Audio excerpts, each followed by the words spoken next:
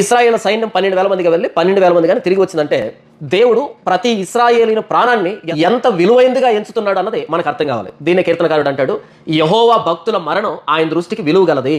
యెహోవా భక్తుల మరణం ఆయన దృష్టికి విలువ గలది. నా ప్రాణం దేవుని దృష్టికి విలువైంది.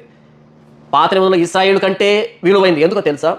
నా ప్రాణాన్ని విమోచించడానికి ప్రభువైన యేసుక్రీస్తు వారు శిలువలో ప్రాణం పెట్టాడు కాబట్టి. నా ప్రాణం కోసం ఆయన ప్రాణాన్ని శిలువ మీద దారిపోసాడు అంటే ఇక నా ప్రాణం ప్రభువైన యేసుక్రీస్తు వారి దృష్టిలో ఎంత విలువైంది. కాబట్టి ఈ జీవితంలో వచ్చేటువంటి కష్ట నష్టాలు, వ్యాధులు, బాధలు, శోధనలు, దుఃఖాలు, అవమానాలు, నిందలు, వేదనలు, శ్రమలు ఏవైనా సరే నా ప్రభువైన యేసుక్రీస్తు వారి ప్రేమ నుండి నన్ను ఎడబాపలేవు అన్నది నాకు అర్థం కావాలి. దీన్ని అపోస్తలుడైన పౌలు అంటాడు, క్రీస్తు ప్రేమ నుండి మమ్ములను ఎడబాపునది ఏది అని అంటాడు. క్రీస్తు ప్రేమను మనం అర్థం చేసుకున్నప్పుడు ఆ క్రీస్తు ప్రేమ నుంచి ఏది మనల్ని ఎడబాపలేదు.